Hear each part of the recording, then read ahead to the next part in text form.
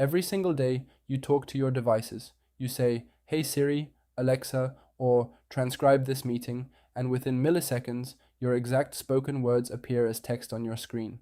To most people, this feels like pure magic, but beneath the glass lies one of the most breathtaking mathematical pipelines in human history. In this video, we are going to completely open the black box. Our objective is to trace the exact mathematical journey of human speech, from a chaotic vibration traveling through the air all the way to English text. Here is our roadmap for the journey ahead. 1. The Fourier transform. First, we will prove how a computer untangles complex sound waves into pure frequencies. 2. The spectrogram. Next, we will warp those math equations to match human hearing and paint them into a 2D image hidden inside your voice. 3. Convolutional neural networks. Then, we will teach an AI to slide visual magnifying glasses over that image to read phonetic letters. 4. CTC and the blank token. After that, we will solve the major problem of fast and slow talking using a clever mathematical separator. 5. The transformer.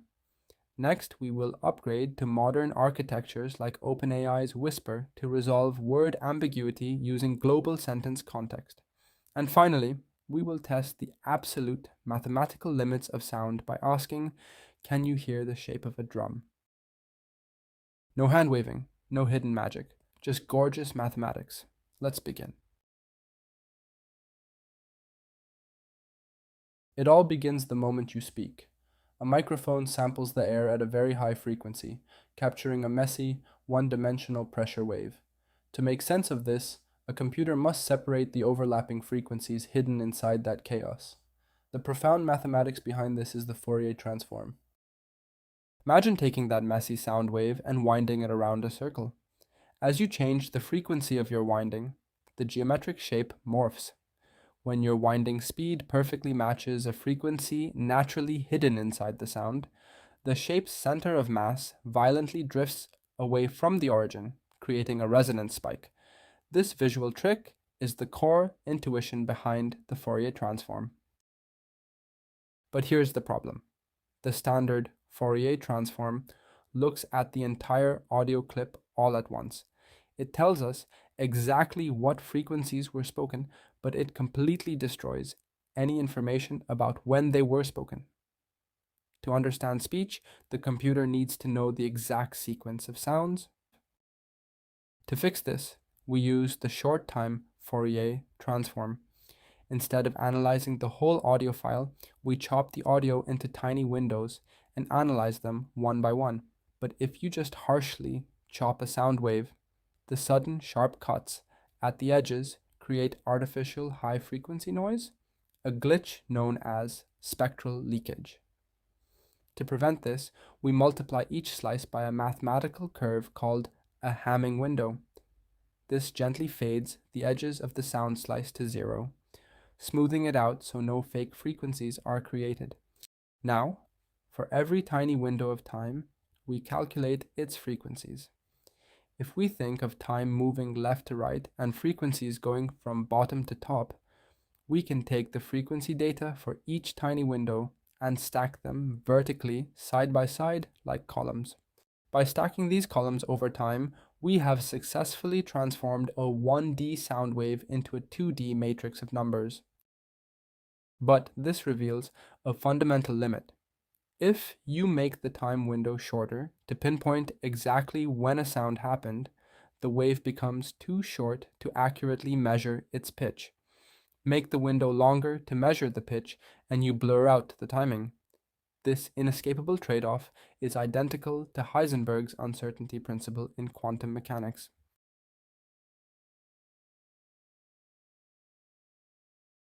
By stacking these slices side by side, we build a 2D matrix called a spectrogram. This isn't just a graph of sound, it is practically an X-ray of your vocal tract. When you read a spectrogram, you are looking at two distinct things: the words and the speaker. The words you say dictate the sequence of sounds moving left to right across time. A word like hello progresses through a specific timeline of sounds. If I say hello and you say hello, our left to right progression will look nearly identical, which tells the computer what word was spoken. And if the vertical height between these bands are similar, it means that the speaker was same. But notice these dark horizontal lines running across the shapes. These are called formants. They are the specific resonant frequencies created by the physical size and shape of your throat, mouth, and nasal cavity. Because your vocal tract is physically different than mine, the exact vertical spacing of these dark bands is entirely unique to you. The left to right shapes tell the computer what word you said, but that unique vertical spacing creates a biometric fingerprint that tells the computer exactly who said it. This is exactly how speaker recognition and deepfake detection algorithms work. Because a spectrogram is ultimately just a 2D grid of pixels, it is completely mathematically interchangeable with a digital photograph. You can literally open an image editor, draw a picture, like a smiley face or a logo, and feed it into the computer as a spectrogram. By running the Fourier transform in reverse, the computer can generate the exact chaotic sound wave that would produce that image. If you analyze that noise, your secret drawing magically reappears. It is mathematical proof that sound and images are just two sides of the exact same coin.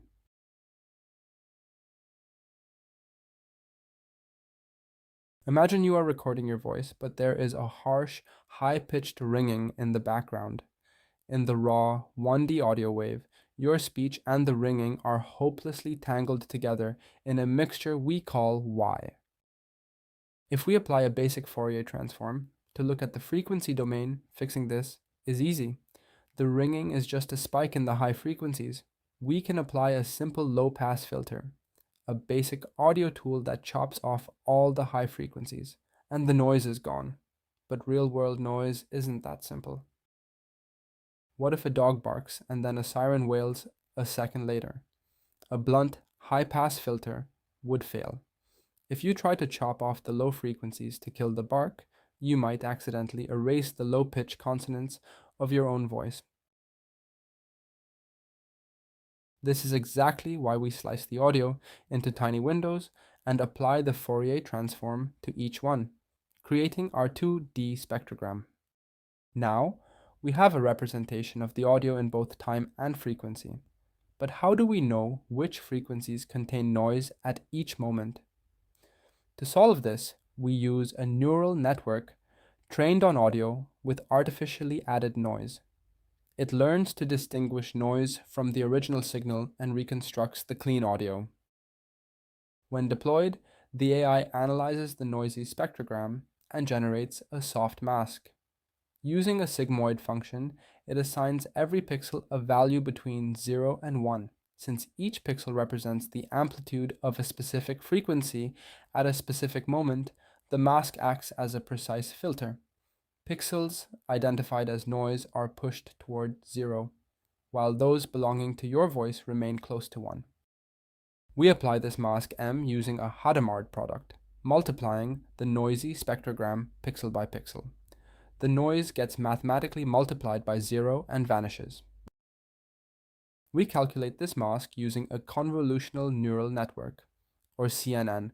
The spectrogram is treated like an image, allowing the CNN to detect patterns that distinguish speech from noise. By combining information from nearby frequencies and time steps, it predicts the probability that each pixel belongs to the clean voice, producing the soft mask. But there is one final problem. Our mask only contains real numbers, meaning it only fixes the volume of the sound. If we ignore the microscopic timing of the sound waves, the phase angle, the cleaned voice will sound robotic and underwater, phase distortion. To fix this, modern algorithms compute a complex ratio mask using imaginary numbers. This allows the neural network to simultaneously fix the volume and mathematically rotate the wave to correct its exact timing, ensuring your cleaned up voice sounds completely natural and human. But a standard spectrogram has a flaw. It treats all frequencies equally. Human pitch perception, however, is logarithmic. We easily hear the difference between 100 Hz and 200 Hz, but we cannot distinguish between 7000 Hz and 7100 Hz. To fix this, we apply the Mel scale, a mathematical warping of the frequency axis to match the human ear. By doing this, we force the computer to listen exactly like we do. We construct a filter bank of 24 triangular filters. They are densely packed and narrow at low frequencies, but become wide and coarse at high frequencies.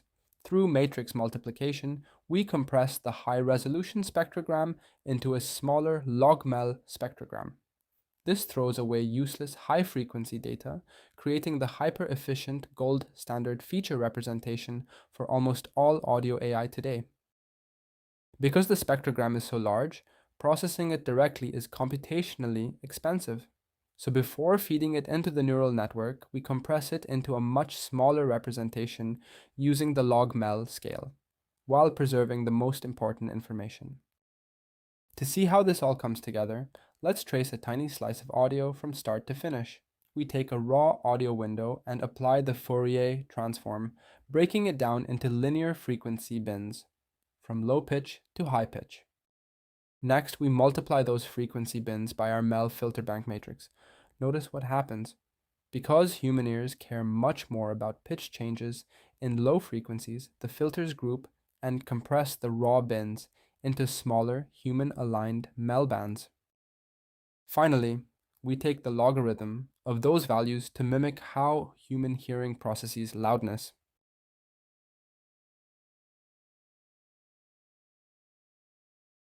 We finally have our clean spectrogram. But how do we actually turn this picture into text? You might think we could just feed this image into a standard neural network, but a standard neural network has a fatal mathematical flaw. It is rigidly locked to specific pixels. If a child says the letter O with a high-pitched voice, a horizontal band appears at the very top of the image. If a grown man says O with a deep voice, the exact same shape appears at the bottom. A standard neural network would get completely confused because the pixels lit up in entirely different places. It would think these are two different letters. This is exactly why we switch architectures and use a convolutional neural network. CNNs are the same AI used in facial recognition, and they have one specific superpower: translation invariance. A CNN doesn't care where a shape is on the screen. It only cares that the shape exists. To do this, the CNN cannot look at the whole picture at once. Instead, it creates a tiny grid, a mathematical magnifying glass, called a kernel, and slides it step by step across the image. What is it doing as it scans? It is hunting for specific 2D geometric patterns. As the CNN slides its magnifying glass from left to right, it analyzes a small chunk of time and asks, do I see a horizontal line right here? Do I see a vertical spike? Because it uses this sliding magnifying glass, the CNN can recognize the visual shape of an O, whether it is at the top of the image or the bottom of the image. By recognizing the geometry of the sound rather than the exact pixels, it successfully identifies the spoken letters and types them out on your screen. Once our convolutional filter scans the audio, it outputs a raw mathematical score. But how does the computer actually choose which letter was spoken? First, the neural network compares that feature against the entire alphabet, assigning a raw score to every possible letter. To make a final decision, we apply a mathematical rule called the softmax function. Softmax takes these arbitrary numerical scores and converts them into clean human-readable percentages. Because softmax uses an exponential curve, our top score skyrockets into a resounding high confidence probability, while the competing letters collapse to almost zero. The AI locks onto the highest percentage, declares it the winner, and types the letter P directly onto your screen. We still have a major problem. Human speech is highly variable in speed. you might say hello really fast, or drag it out as hello. Because our CNN is scanning the audio, for example, every 10 milliseconds, it is forced to output a letter for every single frame. If you say hello slowly, the CNN spits out HHEELLLOO.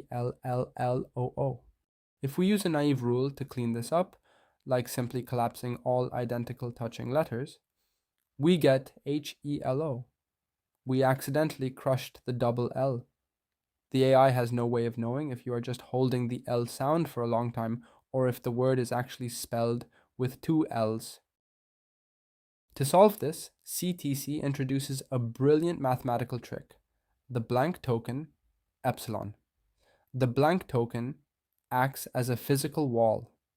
It gives the AI a way to say, I am starting a brand new L now. If the AI inserts a blank between the L's, the output looks like this. Now, when we apply our naive rule, we will get a perfect spelling. Without the blank token, it is mathematically impossible for an AI to spell words with double letters. But there is a catch.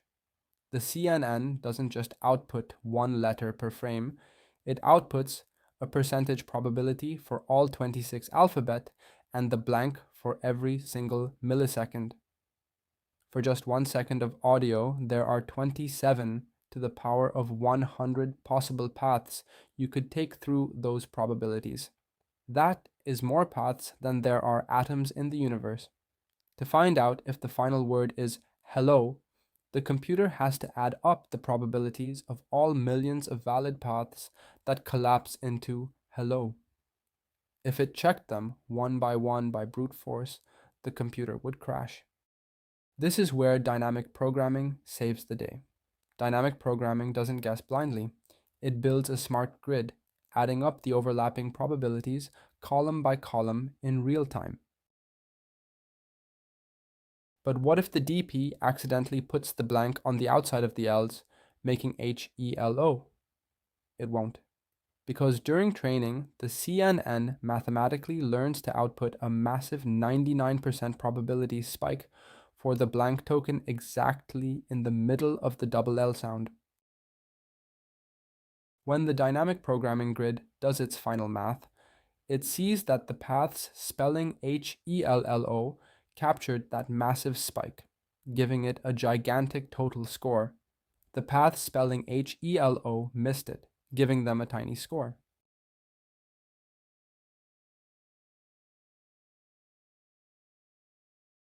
We have solved how to extract letters and fix the speed, but our CNN has one fatal flaw.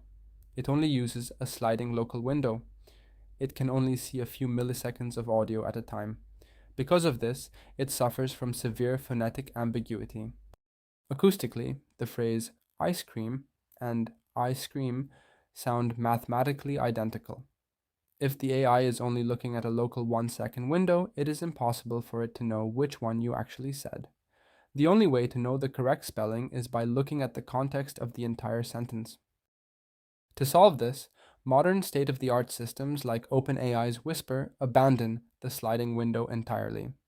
Instead, they use a revolutionary architecture called the transformer. The core engine of the transformer is a mechanism called self-attention. Self-attention allows every single word in the timeline to simultaneously look at every other word in the entire sentence, granting the AI a global view of the context. How does it do this mathematically? It uses three matrices: queries, Q, keys, K, and values, V.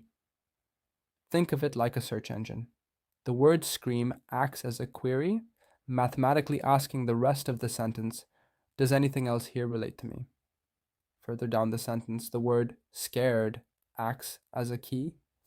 It answers back, yes, I strongly relate to you.